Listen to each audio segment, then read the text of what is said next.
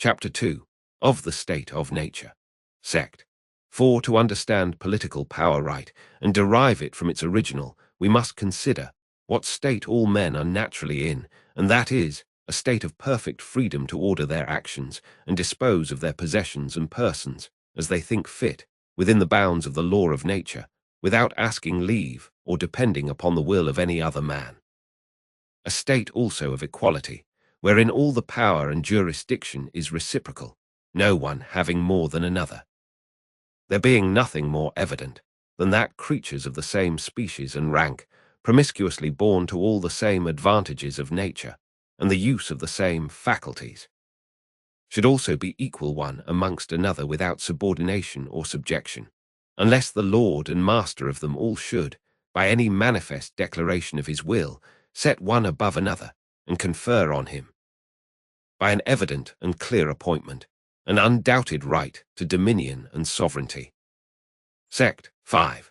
This equality of men by nature, the judicious Hooker looks upon as so evident in itself, and beyond all question, that he makes it the foundation of that obligation to mutual love amongst men, on which he builds the duties they owe one another, and from whence he derives the great maxims of justice and charity.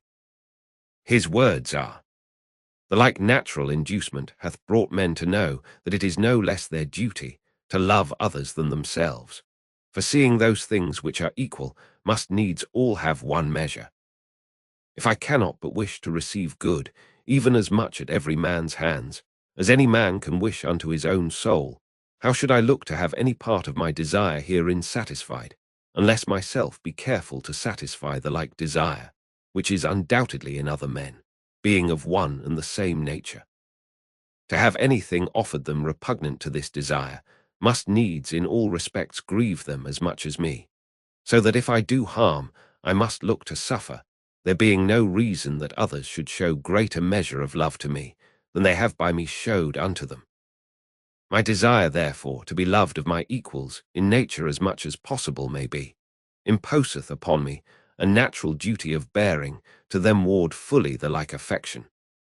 From which relation of equality between ourselves and them that are as ourselves, what several rules and canons natural reason hath drawn for direction of life, no man is ignorant. Eccle.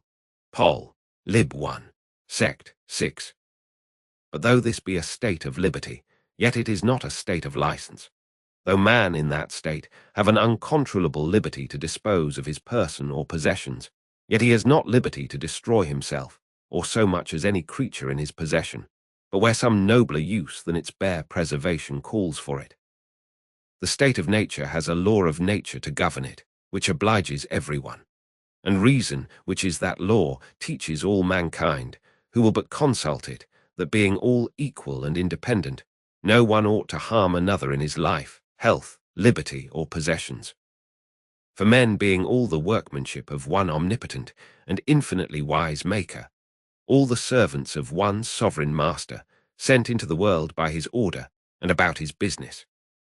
They are his property, whose workmanship they are, made to last during his, not one another's pleasure, and being furnished with like faculties, sharing all in one community of nature, there cannot be supposed any such subordination among us that may authorize us to destroy one another, as if we were made for one another's uses, as the inferior ranks of creatures are for ours.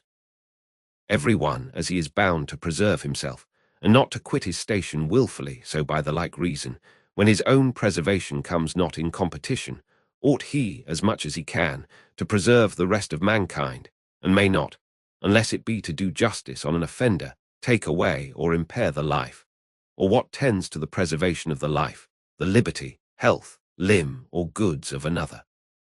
Sect. 7. And that all men may be restrained from invading others' rights, and from doing hurt to one another, and the law of nature be observed, which willeth the peace and preservation of all mankind. The execution of the law of nature is, in that state, put into every man's hands, whereby every one has a right to punish the transgressors of that law to such a degree as may hinder its violation. For the law of nature would, as all other laws that concern men in this world, be in vain, if there were no body that in the state of nature had a power to execute that law, and thereby preserve the innocent and restrain offenders. And if any one in the state of nature may punish another for any evil he has done, every one may do so. For in that state of perfect equality, where naturally there is no superiority or jurisdiction of one over another, what any may do in prosecution of that law, every one must needs have a right to do. Sect 8.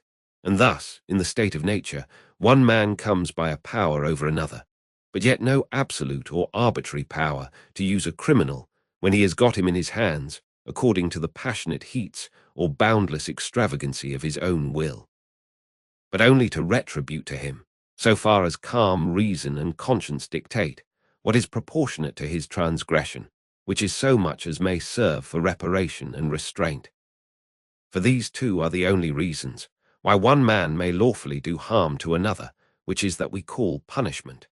In transgressing the law of nature, the offender declares himself to live by another rule than that of reason and common equity, which is that measure God has set to the actions of men for their mutual security. And so he becomes dangerous to mankind, the tie, which is to secure them from injury and violence, being slighted and broken by him, which being a trespass against the whole species, and the peace and safety of it provided for by the law of nature, every man upon this score, by the right he hath to preserve mankind in general, may restrain, or where it is necessary, destroy things noxious to them, and so may bring such evil on any one, who hath transgressed that law, as may make him repent the doing of it, and thereby deter him, and by his example others, from doing the like mischief. And in the case, and upon this ground, every man hath a right to punish the offender, and be executioner of the law of nature. Sect 9. I doubt not but this will seem a very strange doctrine to some men. But before they condemn it, I desire them to resolve me, by what right any prince or state can put to death, or punish an alien, for any crime he commits in their country. It is certain their laws, by virtue of any sanction they receive from the promulgated will of the legislative, reach not a stranger. They speak not to him, nor, if they did, is he bound to hearken to them. The legislative authority, by which they are in force over the subjects of that commonwealth, hath no power over him. Those who have the supreme power of making laws in England, France, or Holland are to an Indian, but like the rest of the world, men without authority. And therefore, if by the law of nature every man hath not a power to punish offences against it, as he soberly judges the case to require, I see not how the magistrates of any community can punish an alien of another country, since in reference to him they can have no more power than what every man naturally may have over another. Sect 10.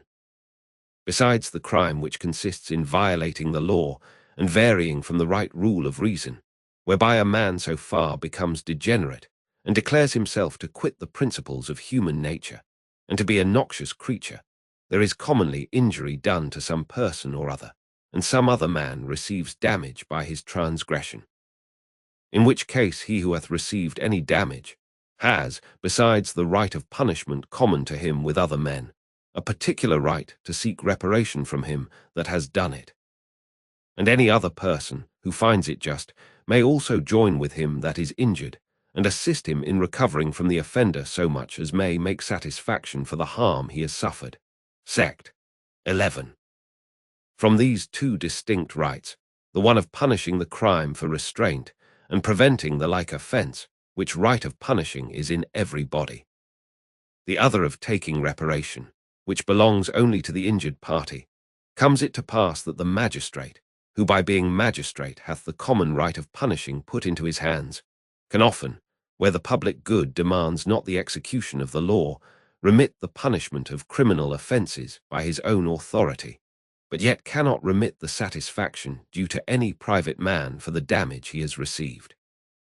That he who has suffered the damage has a right to demand in his own name, and he alone can remit.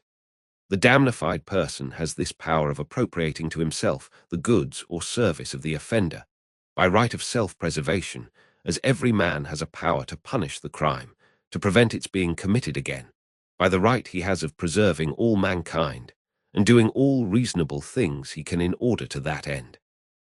And thus it is that every man in the state of nature has a power to kill a murderer, both to deter others from doing the like injury, which no reparation can compensate, by the example of the punishment that attends it from every body, and also to secure men from the attempts of a criminal, who having renounced reason, the common rule and measure God hath given to mankind, hath, by the unjust violence and slaughter he hath committed upon one, declared war against all mankind, and therefore may be destroyed as a lion or a tiger, one of those wild, savage beasts, with whom men can have no society nor security. And upon this is grounded that great law of nature, whoso sheddeth man's blood, by man shall his blood be shed. And Cain was so fully convinced that every one had a right to destroy such a criminal, that after the murder of his brother he cries out, "Every one that findeth me shall slay me." So plain was it writ in the hearts of all mankind. Sect. 12. By the same reason may a man in the state of nature punish the lesser breaches of that law. It will perhaps be demanded with death. I answer, each transgression may be punished to that degree, and with so much severity, as will suffice to make it an ill bargain to the offender, give him cause to repent, and terrify others from doing the like. Every offence that can be committed in the state of nature may in the state of nature be also punished equally, and as far forth as it may in a commonwealth. For though it would be besides my present purpose to enter here into the particulars of the law of nature or its measures of punishment, yet it is certain there is such a law, and that too as intelligible and plain to a rational creature, and a studier of that law as the positive laws of commonwealths, nay, possibly plainer. As much as reason is easier to be understood than the fancies and intricate contrivances of men, following contrary and hidden interests put into words, for so truly are a great part of the municipal laws of countries, which are only so far right as they are founded on the law of nature, by which they are to be regulated and interpreted. Sect. 13. To this strange doctrine, viz., that in the state of nature every one has the executive power of the law of nature, I doubt not but it will be objected that it is unreasonable for men to be judges in their own cases, that self-love will make men partial to themselves and their friends. And on the other side, that ill nature, passion, and revenge will carry them too far in punishing others, and hence nothing but confusion and disorder will follow, and that therefore God hath certainly appointed government to restrain the partiality and violence of men. I easily grant that civil government is the proper remedy for the inconveniencies of the state of nature, which must certainly be great, where men may be judges in their own case, since it is easy to be imagined that he who was so unjust as to do his brother an injury will scarce be so just as to condemn himself for it. But I shall desire those who make this objection to remember that absolute monarchs are but men. And if government is to be the remedy of those evils, which necessarily follow from men's being judges in their own cases, and the state of nature is therefore not to be endured, I desire to know what kind of government that is, and how much better it is than the state of nature, where one man, commanding a multitude, has the liberty to be judge in his own case, and may do to all his subjects whatever he pleases, without the least liberty to anyone to question or control those who execute his pleasure. And in whatsoever he doth, whether led by reason, mistake, or passion, must be submitted to. Much better it is in the state of nature, wherein men are not bound to submit to the unjust will of another. And if he that judges amiss in his own or any other case, he is answerable for it to the rest of mankind. Sect. 14. It is often asked as a mighty objection, where are or ever were there any men in such a state of nature? To which it may suffice as an answer at present, that since all princes and rulers of independent governments all through the world are in a state of nature, it is plain the world never was, nor ever will be, without numbers of men in that state. I have named all governors of independent communities, whether they are, or are not, in league with others. For it is not every compact that puts an end to the state of nature between men, but only this one of agreeing together mutually to enter into one community and make one body politic. Other promises and compacts men may make one with another, and yet still be in the state of nature. The promises and bargains for truck and sea between the two men in the desert island, mentioned by Garcilaso de la Vega in his History of Peru, or between a Swiss and an Indian in the woods of America, are binding to them, though they are perfectly in a state of nature, in reference to one another. For truth and keeping of faith belongs to men, and not as members of society. Sect 15. To those that say there were never any men in the state of nature, I will not only oppose the authority of the judicious Hooker, Eckel, Pol. Lib. I. Sect. 10, where he says, the laws which have been hitherto mentioned, i.e., the laws of nature, do bind men absolutely, even as they are men, although they have never any settled fellowship, never any solemn agreement amongst themselves what to do or not to do. But forasmuch as we are not by ourselves sufficient to furnish ourselves with competent store of things, needful for such a life as our nature doth desire, a life fit for the dignity of man. Therefore to supply those defects and imperfections which are in us, as living single and solely by ourselves, we are naturally induced to seek communion and fellowship with others. This was the cause of men's uniting themselves at first in politic societies. But I moreover affirm that all men are naturally in that state, and remain so, till by their own consents they make themselves members of some politic society. And I doubt not in the sequel of this discourse to make it very clear